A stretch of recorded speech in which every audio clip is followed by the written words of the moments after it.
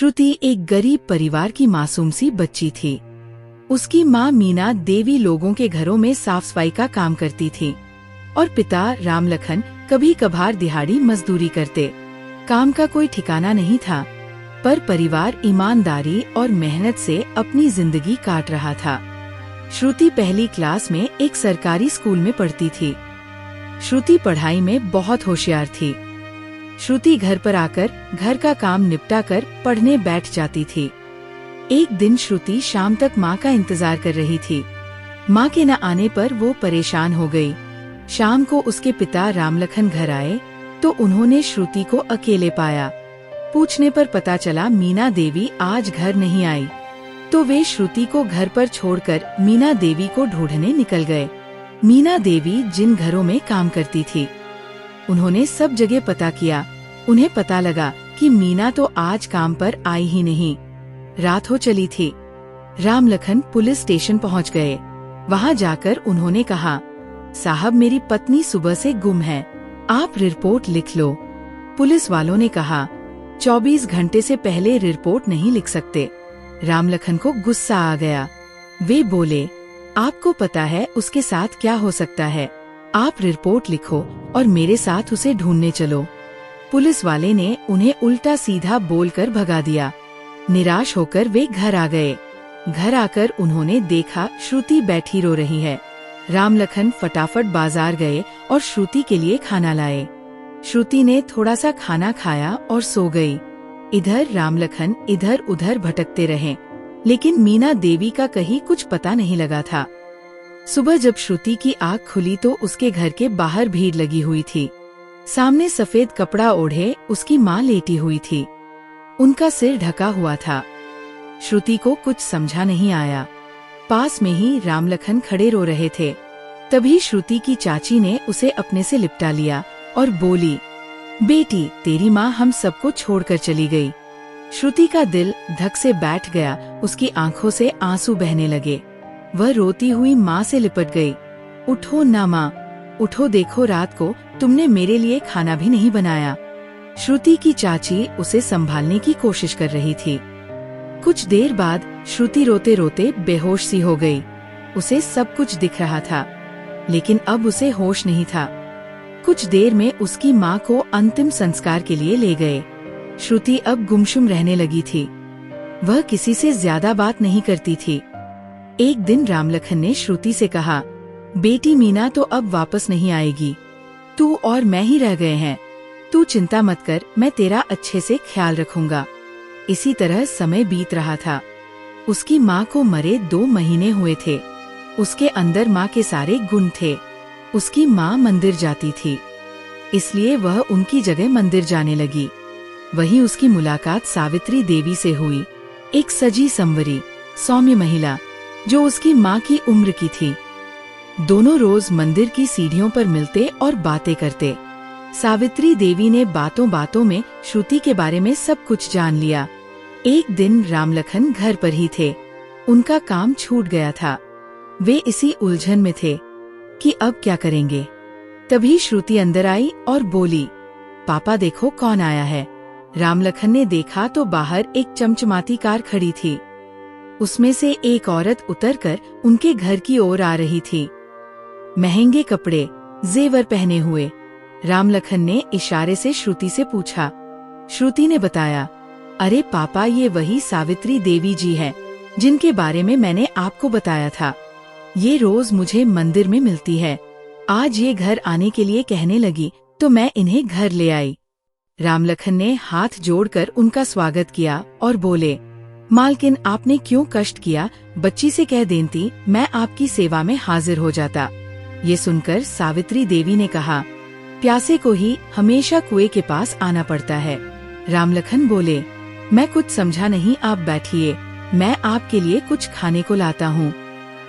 सावित्री देवी बोली, नहीं रामलखन जी परेशान मत होइए, आप बैठिए, मुझे आपसे कुछ बात करनी है। जानते हैं आपकी बेटी कितनी होनहार और संस्कारी है। जितने ध्यान से ये पूजा करती है, मैं भी नहीं कर सकती। इसके चेहरे का तेज, इसकी हंसी मैं घर जाकर भी भूल नहीं पाती। मैं चाहती हूँ कि मैं इसका अच्छे से पालन पोषण करूँ।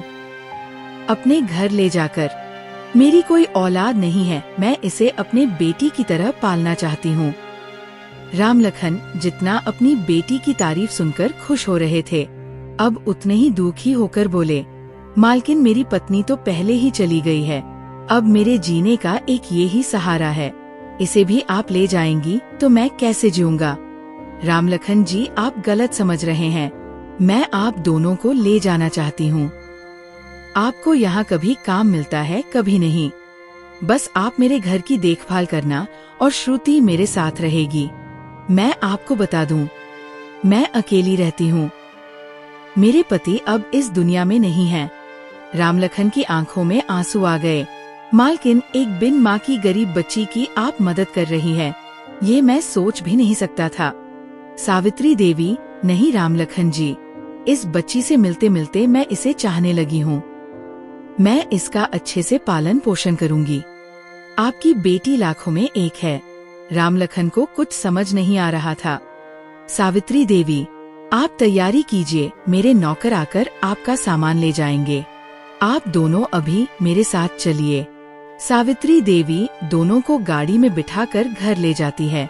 घर से 2 नौकरों को ड्राइवर के साथ मोहन जी के घर भेजकर जरूरी सामान मंगवा लेती है। अब श्रुति और राम लखन सावित्री देवी के घर में रहने लगे थे। दोनों की किस्मत मानो रातों रात बदल गई हो। अच्छा रहन सहन, खाना, कपड़े। श्रुति का एडमिशन शहर के टॉप स्कूल में करवा दिया गया। राम लखन ने इस बीच कार चलाना सीख लिया था, जिससे सावित्री देवी को कहीं भी जाना होता तो राम लखन ही लेके जाते। एक दिन की बात है, राम लखन और सावित्री देवी कहीं जा रहे थे। रास्ते में उनकी कार पंक्चर हो गई। बरसात का मौसम था और कोई मदद मिलने की उम्मीद नहीं दिख रही थी। राम लखन टायर बदल रहे थे, तभी सावित्री खुद भी मदद को उतर आईं।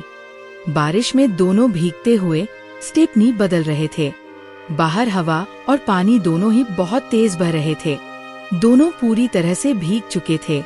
राम लखन की नजर बार बार सावित्री देवी के ऊपर पड़ रही थी। उनकी साड़ी पूरी गीली हो चुकी थी और शरीर से चिपकी हुई थी। सावित्री देवी बिल्कुल कहर ढा रही थी। इस बात को उन्होंने भी नोटिस किया। किसी तरह दोनों ने मिलकर स्टेपनी चेंज किया और दूसरा टायर रखने लगे, लेकिन तभी दोनों अनबैलेंस हुए और एक दूसरे से टकरा गए। आग दोनों तरफ लगी हुई थी, लेकिन राम लखन को अपनी औकात पता थी। लेकिन होनी को कौन टाल सकता है। सावित्री देवी ने घर पहुंचने के बाद कपड़े चेंज किए। अब तक रात हो चुकी थी। सावित्री देवी को ठंड लग रही थी, तो उन्होंने राम लखन को बुलाया और एक एक पैग रम का लगवा लिया। धीरे धीरे दोनों अपने ही रंग में रंगने लगे। चूंकि राम लखन शराब का आदी नहीं था, तो उसे जल्द ही चढ़ने लगी।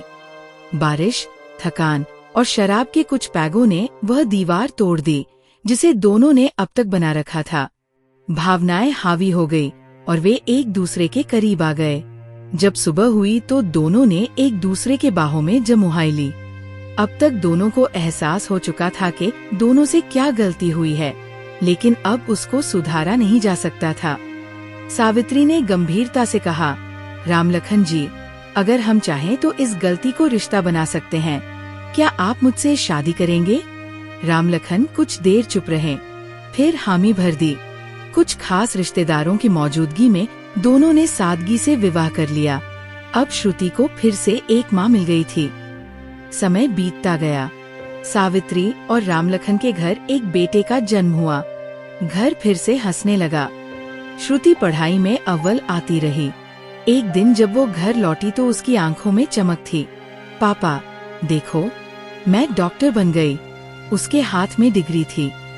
इसीलिए दोस्तों, कभी कभी उजाले के लिए एक अंधेरी रात जरूरी होती है।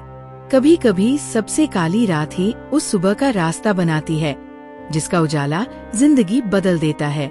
उम्मीद करती हूँ कहानी पसंद आई होगी। वीडियो को लाइक करे, शेयर करे और आराधना टून्स को सब्सक्राइब करना ना भूलें।